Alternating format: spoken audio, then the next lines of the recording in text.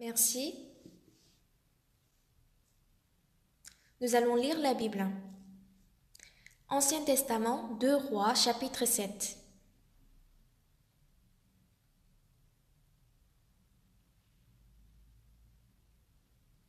Nous allons lire 2 Rois, chapitre 7, à partir du verset 1.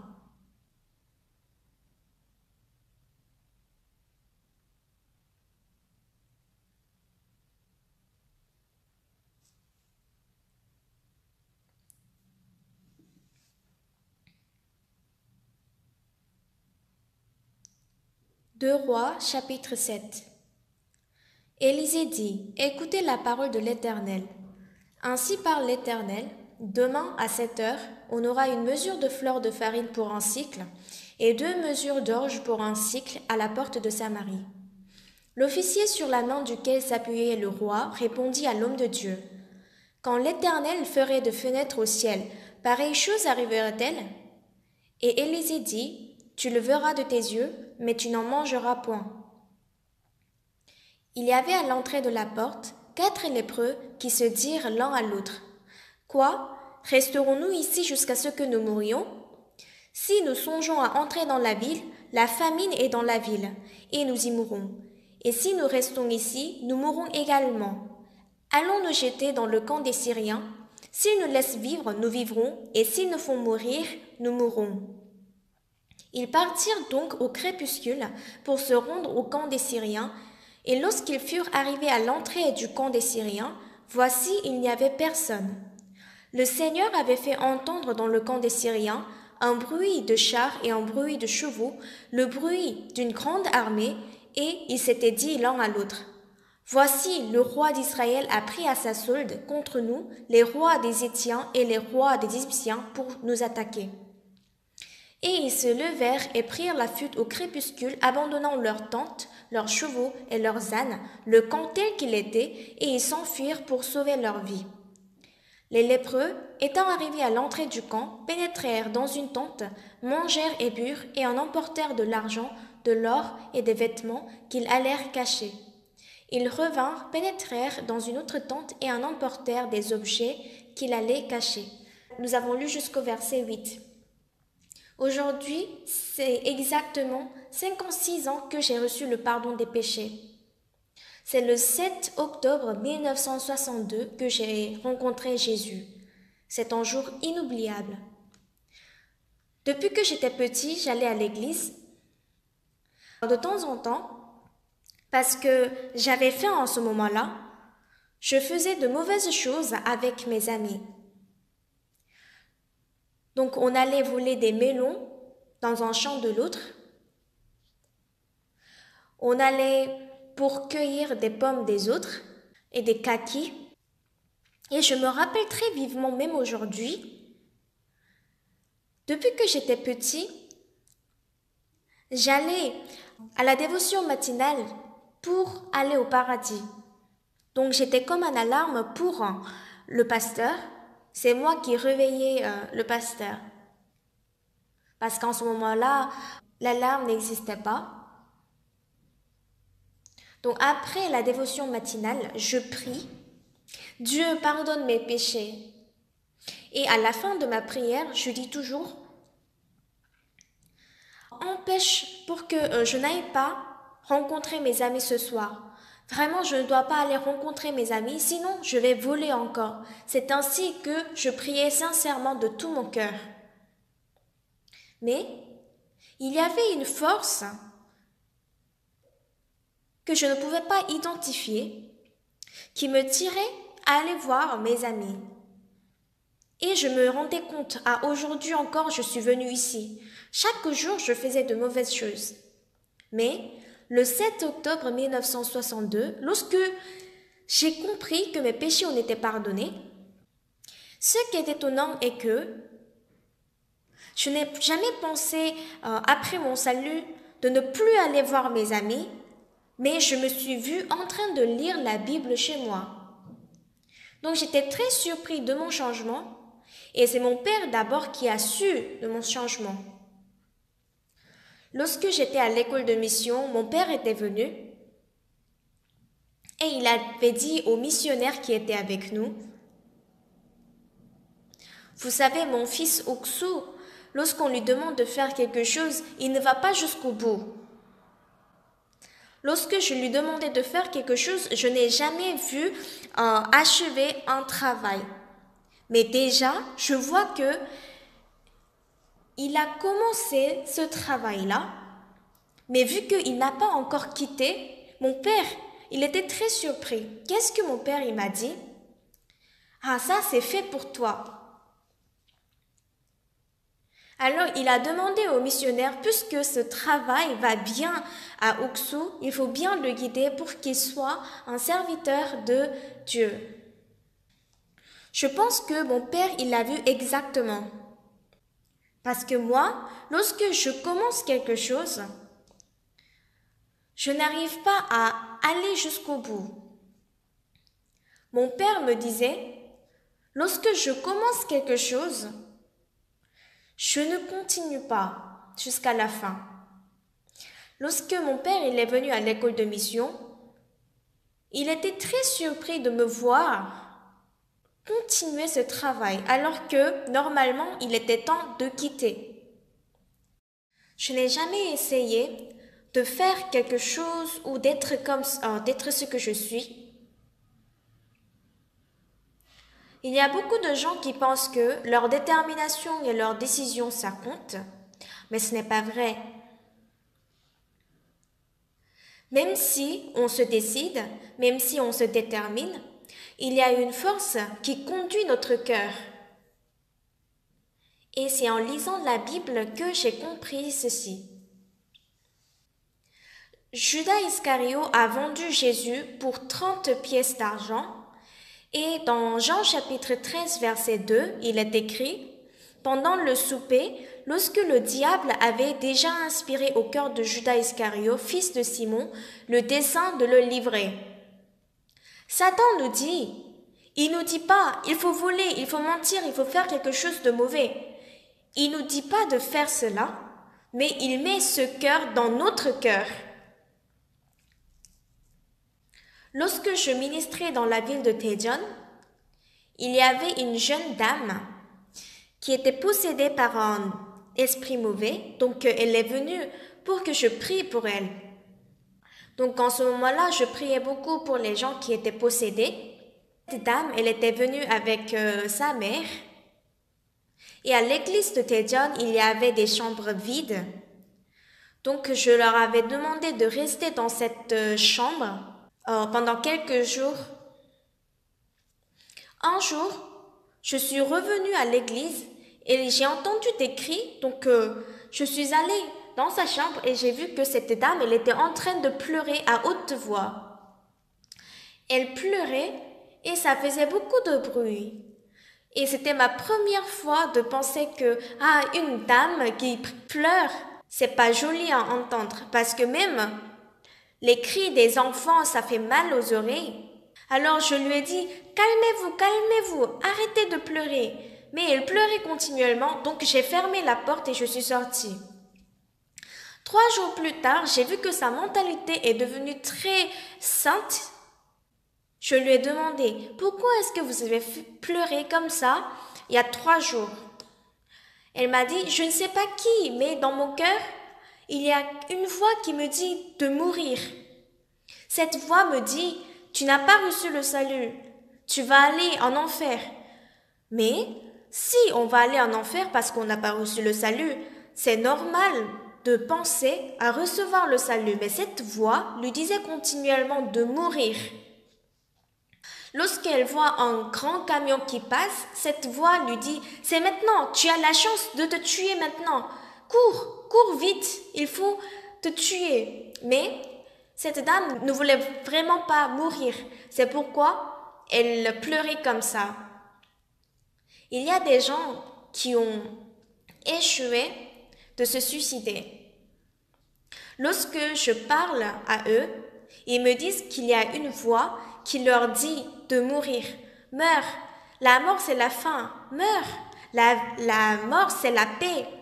Si tu meurs, tu peux te reposer. Maintenant, il est temps de te reposer. à la prison de Suwon pendant 5 ans et 5 ans à la prison de Daejeon. Donc ça fait 10 ans au total que j'ai enseigné les prisonniers. Lorsque j'allais rendre visite dans les prisons pendant 10 ans, j'ai appris beaucoup de choses. J'ai pu apprendre exactement comment est-ce que les gens commettent le péché. Lorsqu'une femme se marie et qu'elle tombe enceinte, au début, le bébé est une créature qui est presque invisible. Mais continuellement, à travers les divisions cellulaires, pendant 10 mois, cette créature devient un bébé. Et lorsque ce bébé se forme complètement, il ne reste pas toujours dans le sein de sa mère, mais ce bébé va sortir, va venir au monde. Je rencontre les prisonniers et ils me racontent comment est-ce qu'ils ont commis le péché. Ils ont tous des secrets, comment est-ce qu'ils ont commis le péché. Mais ce qui est intéressant, c'est que de plus c'est un secret, de plus ils ont envie de partager ça avec quelqu'un. Mais ils ne doivent pas partager avec n'importe qui. Mais puisque je suis pasteur, il y a beaucoup de gens qui viennent vers moi pour raconter comment est-ce qu'ils ont commis le péché. Parfois, je suis là à entendre ce qu'ils me racontent pendant 2 heures. Et ce que les gens disent toujours avant de commencer leur histoire, c'est que jusque-là, j'étais vraiment heureux. Et puis, ils commencent à me parler de comment est-ce qu'ils ont commis le péché. Et ils me disent qu'il y a une pensée qui les conduit. Les gens ne savent pas bien, mais cette pensée, d'après la Bible, c'est le mauvais esprit. De nos jours, les gens, ils ne croient pas ce qui n'a pas de preuves scientifiques.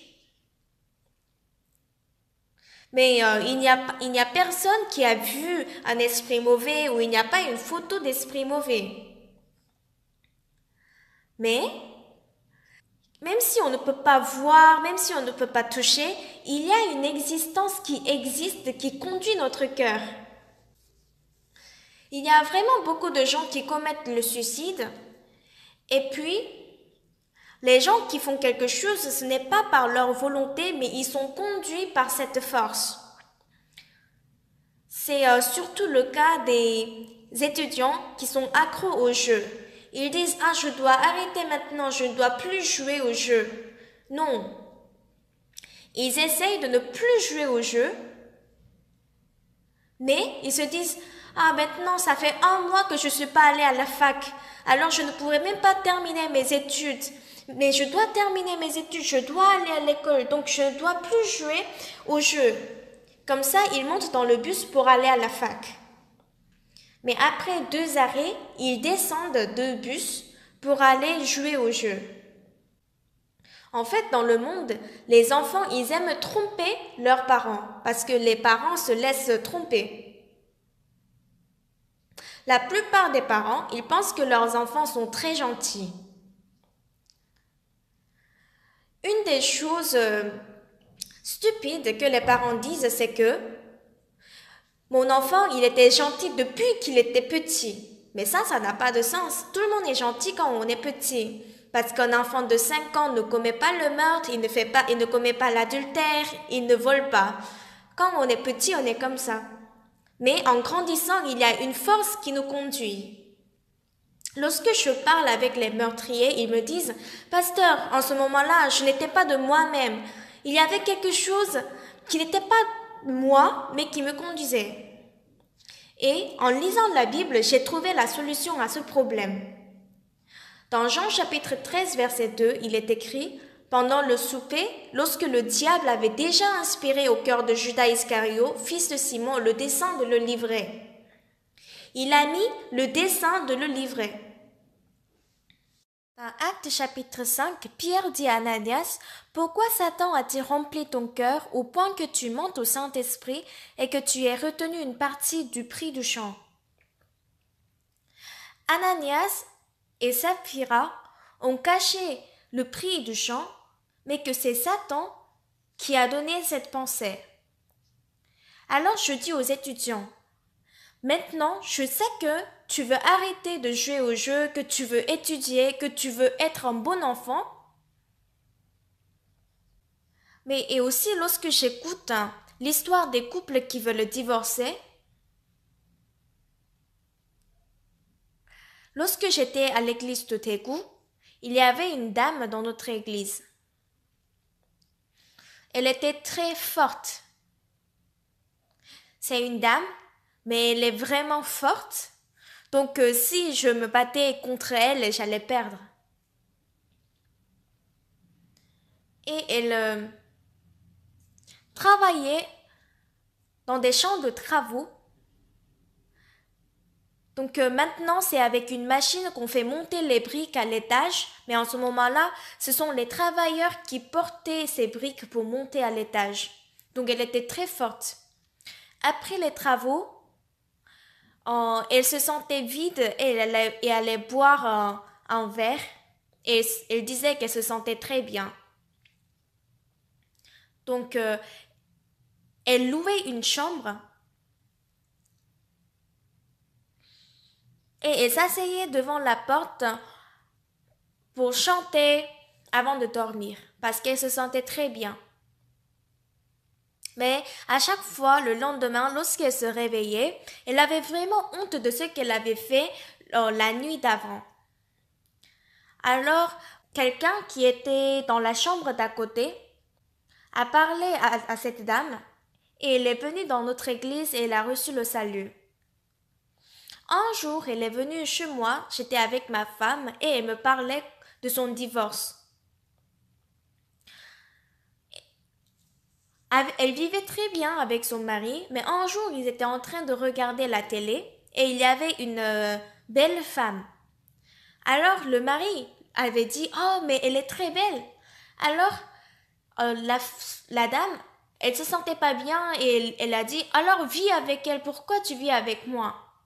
Alors son mari lui a dit, ah, je t'ai pas dit, j'ai oublié de te dire, mais c'est que avant de me marier avec toi, je sortais avec une demoiselle qui était très belle.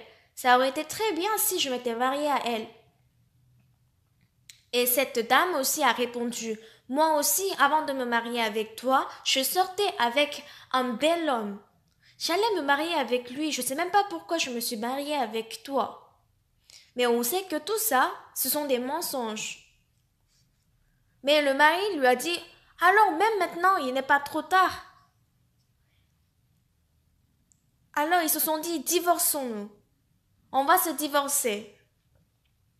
Toutes ces choses-là, ça ne venait pas vraiment du fond du cœur. Mais cette dame, elle se disait, mais mon mari, il me demande pas pardon, pourquoi est-ce que je vais lui demander pardon? C'était la même chose pour ces deux personnes, alors ils se sont divorcés. J'ai demandé, où est-ce que ton mari vit? Et qu'il vit près de chez elle, dans la même ville, Daegu. Et je lui ai demandé si son mari s'est marié, qu'il s'est déjà marié et qu'il vit avec une autre femme. Si ce n'était pas le cas, ça aurait été vraiment facile qu'elle aille voir son ex-mari. Donc lorsque je vois ce genre de choses, ce n'est pas une grande chose. En Corée, je rencontre beaucoup de gens qui ont des problèmes entre mari et femme. Généralement, lorsqu'ils vont au travail, ils sont vraiment logiques. Même pour 10 centimes, ils sont vraiment stricts. Donc, ils ne mêlent pas leurs émotions dans leur travail, mais dans la relation conjugale, toujours il y a de l'émotion. Et lorsque j'écoute leur histoire, c'est vraiment marrant. Alors que c'est le problème de mari et femme qui est plus important, mais ils mêlent vraiment de l'émotion, alors que dans leur travail, ils sont vraiment logiques, ils n'ont pas de problème de 10 centimes, même de 1 euro, mais toujours dans la relation conjugale, toujours ils sont très émotifs. C'est à cause de cette émotion-là que le taux de divorce est très élevé. Lorsque j'écoute leur histoire, ce sont des gens qui sont censés ne pas se divorcer, mais pourquoi cette personne s'est séparée de son mari? Dans ce genre de choses, il y a un esprit qu'on ne peut pas voir de nos yeux, qu'on ne peut pas prendre en photo, qu'on ne peut pas observer avec des lentilles. C'est une existence invisible. C'est elle qui met ce cœur-là en nous.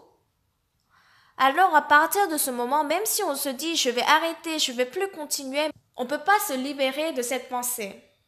Lorsqu'on se rend compte exactement de cette chose, je suis sûre que le taux de divorce va tomber à moitié. Si le taux de divorce diminuait en Corée, il y aurait peu d'enfants qui auraient des blessures dans leur cœur et qui vont aller dans une mauvaise voie pour tomber dans le crime. Donc les gens qui normalement devraient participer au développement du pays, ils vont commettre le péché, aller en prison, se nourrir, se vêtir et se loger avec l'argent du gouvernement. Donc c'est dommage pour le pays. Je paye mes taxes, mais je pense que de ce point de vue, j'apporte des bienfaits pour le pays. Parce que guider les gens afin de mener une vie nouvelle, c'est un travail très précieux. Mais ce n'est pas de ça que je veux parler aujourd'hui. Même dans notre vie, lorsqu'on analyse précisément les pensées qui montent dans notre cœur, on peut distinguer d'où vient cette pensée. Il y a des gens qui font des jeux d'argent, alors pour s'empêcher de jouer à l'argent, ils coupent leurs mains. En jouant à l'argent, ils perdent leur maison, la famille est en difficulté financière. Et aussi la femme, parce qu'elle n'a pas d'argent, elle ne peut pas acheter de bons légumes. Et les enfants, ils n'ont pas de stylo pour aller à l'école. Alors en voyant ça, le papa, il se met en colère. Ah si, je ne joue pas à l'argent, je peux acheter un tas de stylos. Si je n'avais pas joué à l'argent, on peut manger quelque chose de délicieux. Alors, pour s'empêcher d'aller jouer à l'argent, ils coupent leurs mains. Mais plus tard, lorsque la femme, elle est allée voir son mari, elle a cherché partout. Donc dernièrement, elle est allée voir là où on joue au jeu d'argent et elle a vu que son mari était en train de jouer en mettant les cartes entre les doigts de pied. C'est pourquoi moi je dis aux policiers qu'il ne faut pas arrêter les gens qui commettent le vol, mais si on arrête le diable qui contrôle pour que les gens commettent le vol, alors tout le mal va disparaître. Alors les policiers n'auront rien à faire. Ils vont perdre leur travail. Donc les gens, ils sont conduits par l'esprit mauvais et ils ne savent pas pourquoi. Et lorsque cet esprit dit de se battre contre leur mari, alors ils crient, ils renversent la table. Donc lorsque on analyse tout cela, ce n'est pas par nous-mêmes, mais nous sommes conduits par l'esprit mauvais. Même si nous ne savons pas grand-chose de la vie spirituelle, on voit que, même si je ne veux pas faire ça, même si je n'ai pas la volonté de faire ça, il y a un cœur qui me conduit à faire cela. C'est l'esprit mauvais. Moi, je vais arrêter de jouer au jeu d'argent, je vais arrêter de prendre la drogue, je vais arrêter de jouer au jeu, je veux arrêter de voler. Mais tout cela, c'est l'esprit mauvais qui me conduit. Si je suis cet esprit mauvais, je serai ruiné. Lorsqu'on arrive à penser de cette manière, les gens ils peuvent éviter le grand malheur de leur vie. L'esprit mauvais ne détruit pas la vie, mais il détruit la vie spirituelle. Donc la parole de 2 Rois chapitre 7 qu'on a lu ce matin, je suis sûre que vous avez appris par cœur tellement que j'en ai parlé. En ce moment-là, la famine était très grave à la Samarie. Les Syriens, ils étaient venus attaquer, mais puisqu'ils ont fermé la porte de la ville, en ce moment-là, il n'y avait pas de canon pour détruire la porte. Donc les Syriens, ils ne rentraient pas, mais à côté de la porte, ils étaient en train de se reposer. Mais c'est que pour le peuple d'Israël, les champs ne se trouvaient pas à l'intérieur de la ville. Même si leur maison était à l'intérieur de la ville, les champs, c'était en dehors de la ville. À la Samarie, il y avait seulement le mur entourait seulement le quartier du roi, mais tous les champs se trouvaient à l'extérieur de ce mur. Et l'armée syrienne ne rentrait pas et ils s'exerçaient, ils s'amusaient, ils restaient là-bas. Un mois passe, un an passe, 2 ans passent. Et puisque les Israélites, ils ne peuvent pas sortir de la ville pour travailler la terre, ils n'ont pas de céréales pour manger et il y avait de la famine.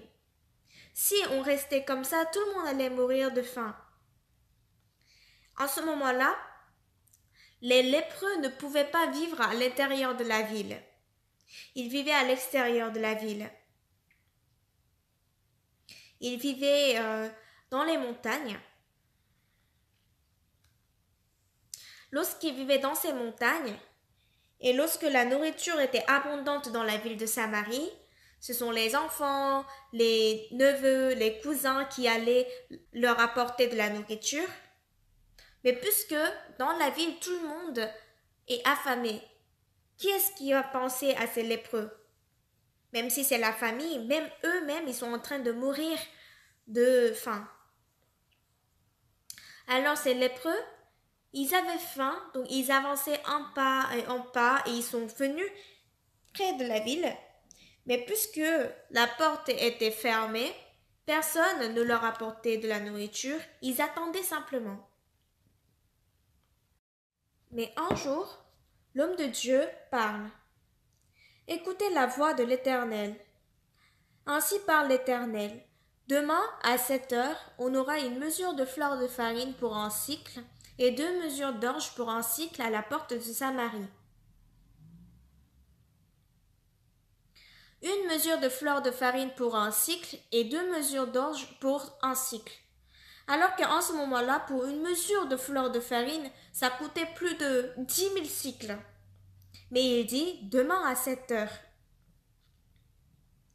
Donc, c'est une nouvelle qui apporte de la joie. Comment est-ce que le serviteur de Dieu, il dit cela? Lorsqu'on lit la Bible, on s'approche de Dieu, on connaît le cœur de Dieu, et puis l'Esprit de Dieu conduit notre cœur. On peut expérimenter ça. Et souvent, je ressens ça. Ah, ce cœur-là ne vient pas de moi. Ce n'est pas mon cœur. Il y a longtemps, c'est le mauvais esprit qui travaillait dans mon cœur. Mais maintenant, à chaque fois que je lis la Bible, la parole me donne de la paix, la joie, me fait comprendre la parole. Je peux croire en cette parole, mais c'est trop bien. C'est l'Esprit Saint qui me conduit. Je peux maintenant distinguer l'esprit mauvais et le Saint-Esprit. Lorsque vous ne pouvez pas distinguer le guide du Saint-Esprit et le guide de l'esprit mauvais, lorsque vous ne pouvez pas distinguer si ce cœur-là vient de vous ou de la Bible, la plupart des gens, ils vont seulement suivre leurs pensées. Mais lorsqu'on observe attentivement, on peut comprendre que cette pensée, elle est différente de la parole de Dieu. Alors, elle vient de mauvais esprits. Cette pensée veut me détruire. Lorsque je suis cette pensée, je serai ruiné. On commence à distinguer ce genre de pensée. Lorsqu'on commence à distinguer, lorsque j'étais à l'armée, j'ai perdu mes gants. En ce moment-là, le chef nous demande où est-ce que tu as vendu tes gants. Il sait très bien qu'on a perdu nos gants. Et en ce moment-là, on frappait les soldats.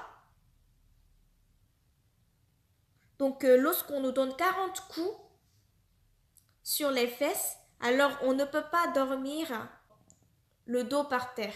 On doit dormir le ventre par terre.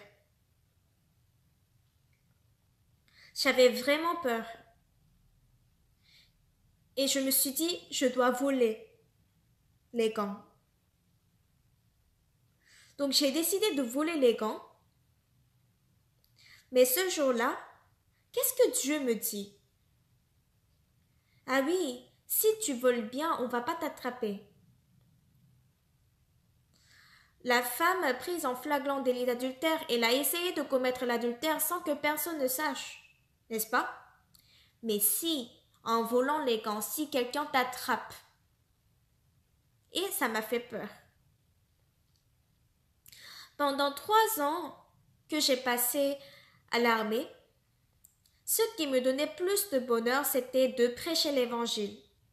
Lorsque je prêchais l'évangile, mes collègues recevaient le salut un à un.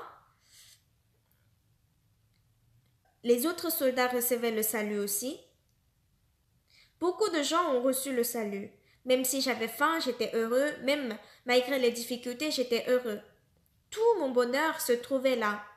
Mais si quelqu'un m'attrapait pendant que je vole les gants, alors les gens vont me dire, ah, la personne qui croit en Jésus, elle vole aussi. Alors je ne pourrai plus prêcher l'évangile. Quel est le bonheur dans le monde? Voyager entre familles? Je voyage vraiment beaucoup. Il n'y a personne qui voyage plus que moi. Mais à ce que je me souviens, je ne suis pas allée pour faire de tourisme. Lorsque j'arrive, je prêche, je fais des entretiens avec les gens et c'est ça mon bonheur. Le pasteur qui a témoigné ce matin, il allait dans une église à Fidji, mais il a rencontré la mission de la Bonne Nouvelle et il a reçu le salut. C'est vraiment reconnaissant. À chaque fois, je suis vraiment heureux. Chaque semaine, le dimanche matin, avec tous mes soldats inférieurs, je prêche l'évangile et après le culte, je fais des entretiens. Pendant 3 ans, à l'armée, j'étais vraiment heureux. Les gens reçoivent le salut. C'est une joie qu'on ne peut échanger avec rien d'autre. Donc finalement, je n'ai pas volé les gants et j'ai prié devant le Seigneur. Dieu, si quelqu'un m'attrape pendant que je vole les gants, alors je ne pourrai pas prêcher l'évangile pendant les 3 ans. Alors, même si on va me frapper, moi je ne vais pas voler les gants. Alors donnez-moi une paire de gants. J'ai prié, mais qui est-ce qui va me donner les gants à l'armée, alors que chacun a seulement une seule paire? Alors le lendemain matin, on était dans la cour et tout le monde avait des gants bleus. Et moi seul, j'avais les mains rouges. Je n'avais pas peur du froid, mais j'avais peur des fouets.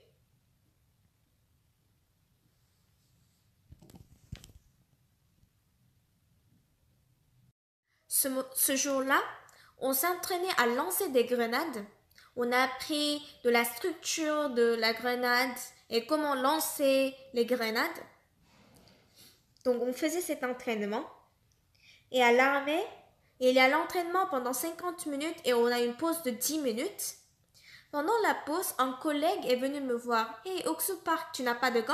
Je dis « Non, je n'ai pas. » Je lui ai dit « Ah, quelqu'un a volé mes gants. » Et cet ami m'a dit « Ah, fallait me le dire. » Je lui ai demandé « Tu as 2 paires de gants ?»« Oui, j'ai 2 paires. Où est-ce que tu as volé ?»« Oh, j'ai pas volé. » « Mais si tu n'as pas volé, comment est-ce que tu peux avoir 2 paires de gants ?»« Ah, le chef ici, c'est mon grand frère. » Donc mon frère, il m'a donné une autre paire de gants. Alors il m'a donné « Tiens, c'est à toi, tu peux prendre ça. » Et ce jour-là, avant de dormir, je priais seule et j'étais vraiment reconnaissant. J'étais très reconnaissant. J'ai vu que, dans toute ma vie, le Seigneur est avec moi, il me conduit.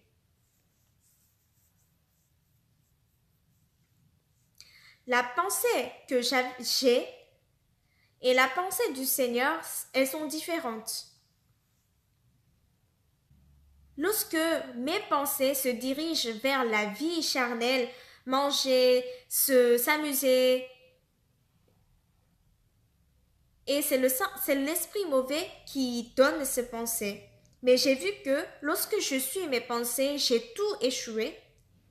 Mais en étant guidée par la parole de Jésus, j'ai vu que même si ça a semblé être difficile au début, à la fin je vois que c'est rempli de la bénédiction. J'étais vraiment heureux.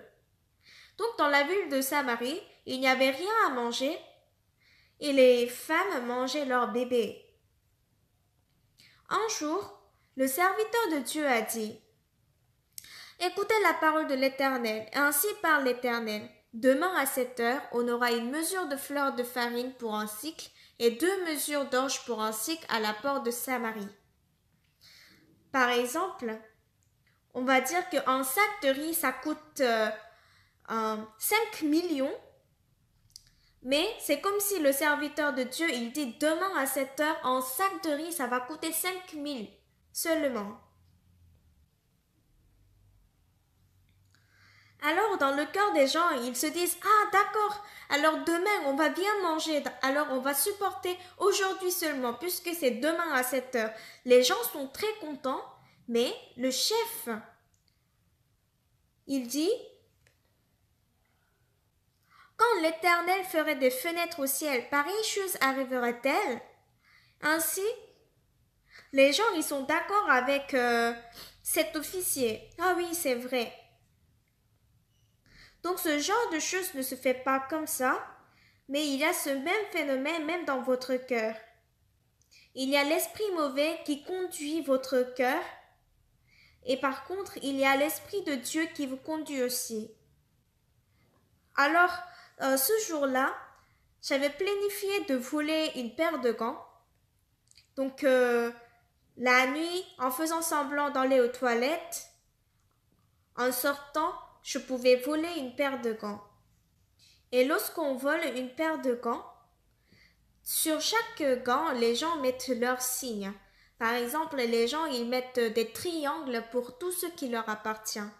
Alors, si on vole, on va mettre un cercle au-dessus de ce triangle.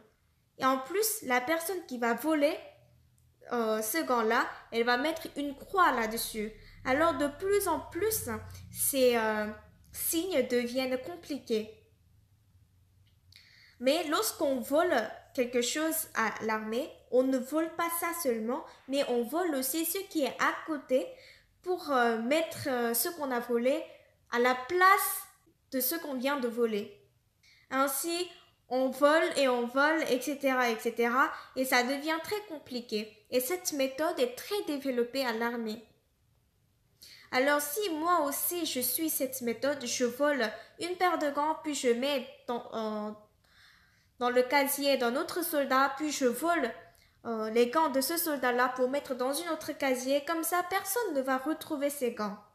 Lorsque je vole une paire de gants et que j'ajoute un signe là-dessus, alors puisque ça va m'appartenir maintenant, personne ne va comprendre que j'ai volé ce gant.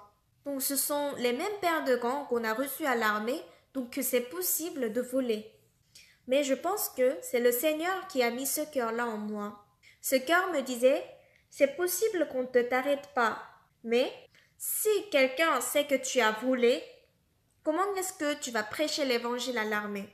À Oxford Park, tu dis que tu crois en Jésus, mais tu voles bien, hein? Tu n'es pas un vrai croyant. Si quelqu'un me dit cela, je ne peux rien dire. Peut-être je pouvais voler si je n'étais pas en train de prêcher l'évangile. Mais malgré la faim, j'étais très content de pouvoir prêcher l'évangile, très heureux de pouvoir parler de Dieu. De temps en temps, lorsque les sous-principaux me disent « Et Oxford Park, viens devant pour parler de ta vie spirituelle », et en ce moment-là, j'étais vraiment heureux. En ce moment-là, je recevais l'entraînement à Daegu, mais on voyait très rarement le pasteur de notre camp. Seulement, lors de la cérémonie d'entrée, ce pasteur nous disait que la bénédiction de Dieu soit avec vous. Après, il a fini le culte. Mais lorsque les dimanches on allait pour prier à l'église, le pasteur il ne venait pas. Et il y a un soldat qui vient et il dit « Ah désolé, aujourd'hui le pasteur il est allé prêcher dans une autre église, donc il n'est pas là. » On ne comprenait pas pourquoi est-ce que le pasteur de l'armée il allait dans une autre église pour prêcher, alors qu'il appartient à l'armée. Alors on disait « Est-ce qu'il y a quelqu'un qui aimerait venir ici partager la parole ?» Et moi je courais pour aller devant pour prêcher l'évangile. Et comme ça, j'ai prêché environ 3 fois lorsqu'on était dans ce camp d'entraînement. Ce jour-là, le Seigneur il m'a dit, oui, tu peux voler, oui, tu peux ne pas être attrapé, mais comment est-ce que tu pourras prêcher l'évangile? Si tu ne vas pas pouvoir prêcher l'évangile pendant 3 ans, est-ce que tu pourrais dire que tu as fait de la vie spirituelle? Parce que Jésus est plus précieux que l'argent, plus précieux que tout. Alors la bénédiction que Dieu a donnée, c'est quelque chose qu'on ne peut échanger avec rien d'autre. Lorsqu'on lit 2 Rois chapitre 7, demain à 7 heures, on aura une mesure de fleur de farine pour un cycle et 2 mesures d'orge pour un cycle à la porte de Samarie. Là, maintenant, nous sommes vivants. Lorsqu'on peut croire en cette parole, tout le riz qu'on économisait à la maison, alors on va manger et puis le reste on va vendre, n'est-ce pas? Parce que même si on vend ça à petit prix, demain à 7 heures on pourra acheter plus de le double ou le triple de ça, n'est-ce pas? Parce que demain à 7 heures, il y a de la nourriture en abondance. Lorsqu'on écoute cette parole, alors la famine va finir dans notre cœur. Mais même si on écoute cette parole, mais si on ne croit pas, la famine ne va pas finir. Supposons que je suis dans cette ville.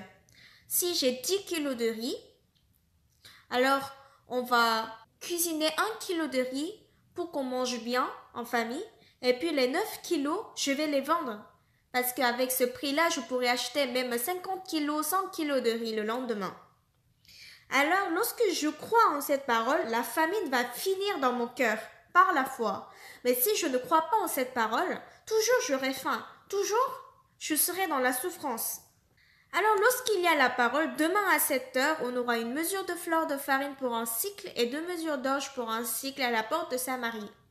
Mais Satan, il veut tuer ce cœur-là, il veut tuer la foi envers Dieu et il dit, comment est-ce que ce serait possible? Mais on voit que Dieu a travaillé à travers l'armée des Syriens et il a donné de la nourriture à travers les lépreux, n'est-ce pas? Dieu a donné de la sagesse à ces 4 lépreux. Lorsque la femme prise en flagrant délit d'adultère était au milieu de la foule, il y avait des gens qui voulaient la lapider. Mais Jésus leur a dit, que celui de vous qui est sans péché jette le premier la pierre contre elle. Avant la parole de Jésus, puisque leur cœur est ténébreux, ils pouvaient voir le péché de la femme adultère, mais ils ne pouvaient pas voir leur propre péché. Lorsque Jésus leur a dit que celui de vous qui est sans péché jette le premier la pierre contre elle, ils pouvaient voir leur propre cœur. Vous aussi, lorsque vous êtes dans les ténèbres, vous vous mettez d'un seul côté et vous réfléchissez à ce côté-là. C'est très important parce que dans toute chose, vous allez voir qu'un seul côté. C'est pourquoi les gens, ils pouvaient seulement voir le péché de la femme adultère, ils ne pouvaient pas voir leur propre péché. Mais après avoir découvert leur péché, ils avaient honte, ils ont laissé la pierre et ils se sont enfuis. Lorsque Dieu travaille en nous, lorsque l'Esprit de Dieu entre en nous, qu'est-ce qu'on ressent? On comprend que jusque-là, on n'a pu voir qu'un seul côté. On voit que si ça marche bien d'un côté, ça ne marche pas bien pour l'autre. Ainsi, j'échouais. Mais lorsque la sagesse de Dieu est venue, je ne voyais plus un seul côté seulement, mais j'avais la sagesse de pouvoir voir l'autre côté aussi. Quelle est la différence entre les gens et moi? C'est que lorsque je parle de ces choses, ils sont très surpris. C'est lorsque l'Esprit de Dieu est entré dans mon cœur que cet Esprit m'a donné de la sagesse. J'ai reçu le pardon du péché par le sang de Dieu, par le sang de Jésus. Aujourd'hui, ça fait exactement 5 ans, 6 ans que j'ai reçu le salut et je peux voir clairement comment est-ce que l'Esprit de Dieu me conduit. Mais la plupart des gens, ils avancent très bien, mais un jour, ils échouent. Quelle est la différence? C'est parce qu'ils ne voient qu'un seul côté. C'est pourquoi ils ne voient que le côté qui marche bien. Il y a une dame, quelqu'un est venu la voir pour lui demander d'investir dans sa compagnie. Lorsqu'on pense un peu plus, on peut se dire, mais pourquoi est-ce qu'une entreprise vient pour faire de l'emprunt auprès de moi? Alors que s'ils vont vers une banque, le taux d'intérêt est très bas, n'est-ce pas? Mais parce qu'ils n'ont pas assez de crédit pour pouvoir faire de l'emprunt auprès de la banque, c'est pourquoi ils viennent vers des particuliers. Parce que cette compagnie va bientôt échouer. Mais lorsque les gens pensent seulement au taux d'intérêt élevé qu'ils vont recevoir, ils vont donner leur argent. Puis 2 mois, 3 mois, ils vont recevoir le taux d'intérêt, mais ils vont perdre tout leur argent plus tard. Et je vois que leurs pensées n'arrivent pas jusque-là. Mais lorsque l'Esprit de Dieu entre en moi, alors on peut se rendre compte que l'esprit mauvais me donne des pensées, me donne de la haine pour me détruire. Vous venez à l'église, vous croyez en Jésus, et qu'est-ce que Dieu fait en nous? Il nous fait voir les choses qu'on ne peut pas voir, le monde qu'on ne peut pas voir, le monde qu'on ne peut pas ressentir. Jésus, à travers sa sagesse, nous apprend. Lorsque nous lisons la Bible avec notre tête, logiquement, on peut comprendre le pardon du péché facilement. Mais on ne peut pas lire la Bible logiquement parce que l'esprit mauvais, à chaque fois qu'on lit la Bible, aveugle nos yeux. Dans la Bible, il y a beaucoup de parties qui disent que nos péchés ont été lavés plus blancs que la neige. Mais lorsque nous lisons la Bible, nous ne pouvons pas comprendre cela. J'ai parlé avec le recteur d'université éthiopien et j'ai lu Romains chapitre 3 verset 23. Car tous sont péchés et sont privés de la gloire de Dieu. J'ai lu ce verset et il a dit, ah, je connais bien ce verset, j'apprends par cœur. Et je lui ai demandé de lire le verset 24. Et ils sont gratuitement justifiés par sa grâce, par le moyen de la rédemption qui est en Jésus-Christ. Qu'est-ce que ce verset dit? Je lui ai demandé et il m'a dit, si on essaye, si on fournit les efforts, on devient juste. Et je lui ai demandé, mais il faut lire exactement. Il m'a dit, il faut prier dur pour devenir juste. C'est-à-dire, même si on voit avec nos propres yeux, nos pensées sont guidées par l'esprit mauvais. Et lorsque Satan travaille, on ne peut pas lire exactement. Beaucoup de gens disent qu'ils mènent la vie spirituelle, mais même si c'est écrit comme ça dans la Bible, ils ne lisent pas tel que c'est écrit, mais ils lisent avec la pensée que Satan leur donne. Alors ils ne peuvent pas sortir de leur statut de pécheur et ils vivent toujours dans le péché. Lorsqu'ils comprennent le pardon de péché, ce n'est pas seulement avec notre propre compréhension, mais c'est à travers la sagesse de l'Esprit de Dieu. La foule qui voulait lapider la femme prise en flagrant délit d'adultère, ils avaient bien commis le péché eux aussi, mais ils n'ont pas pensé à leur pensée, à leur péché, ils ont seulement pensé au péché de la femme. Lorsque Jésus a dit que celui d'entre vous qui est sans péché jette la première pierre, c'est en ce moment-là qu'ils ont compris le péché, lorsque Jésus accorde sa grâce. Lorsque vous recevez le guide de Jésus, à travers la Bible, lorsque la parole de Dieu entre en vous, vous allez comprendre, cette pensée vient de l'esprit mauvais, ça c'est le Saint-Esprit qui me donne. Lorsque vous pouvez reconnaître cela, vous allez comprendre que si je suis cette pensée, je vais être détruit. C'est le mauvais esprit qui veut me conduire vers la destruction. Il y a une de nos sœurs, il y avait une voix qui lui disait continuellement « Il faut sauter de ton appartement ». Elle vivait au 38e étage. Qu'est-ce qu'elle m'a dit? Qu'elle avait vraiment envie de se jeter par la fenêtre. Si elle avait bu, ou bien si elle avait pris des pilules, elle aurait sauté.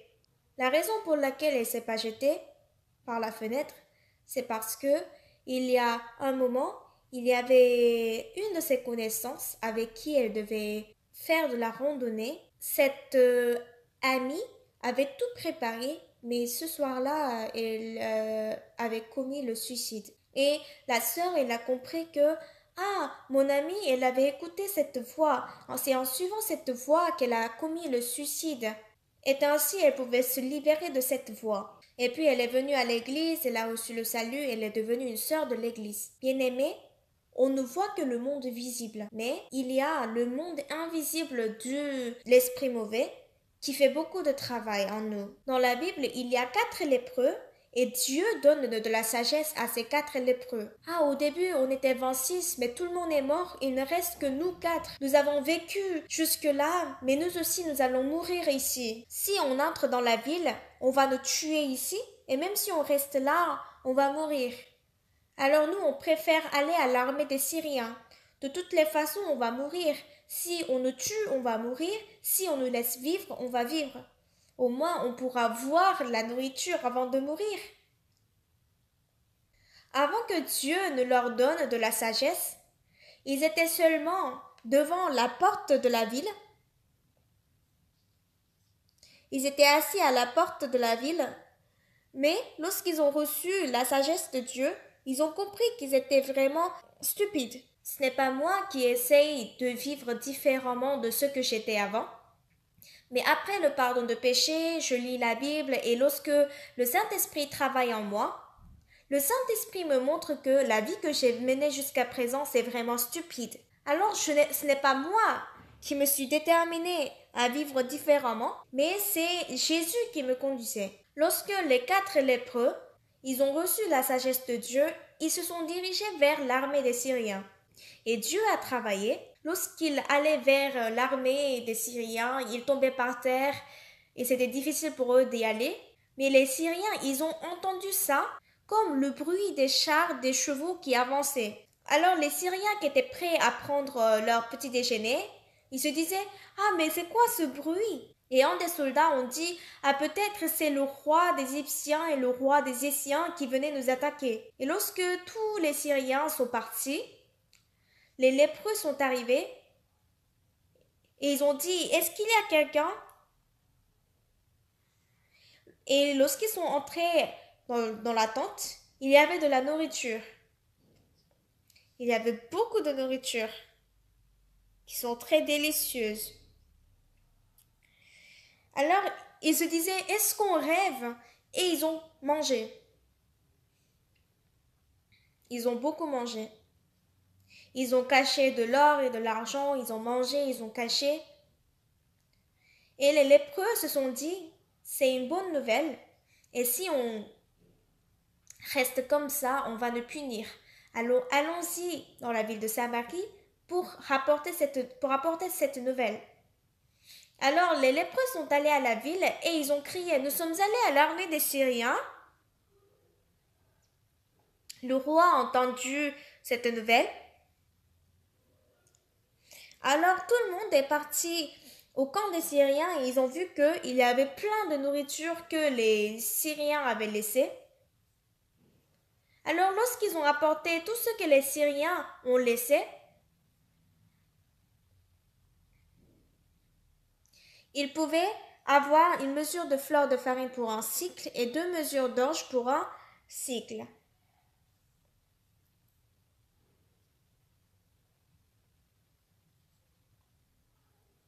Alors nous ne vivons pas seulement en suivant nos pensées, en suivant seulement notre confort, mais on doit distinguer si cette pensée vient de Satan ou de Dieu.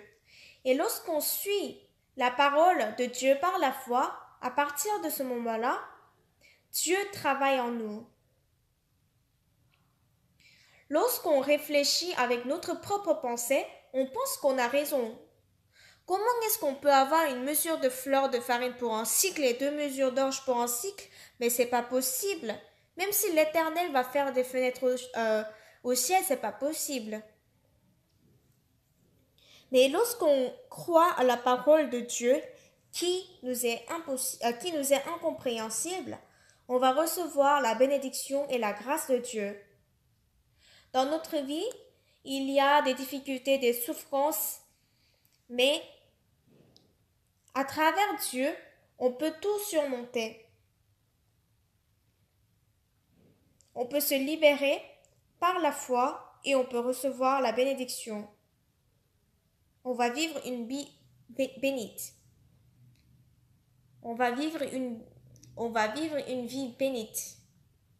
Nous allons prier.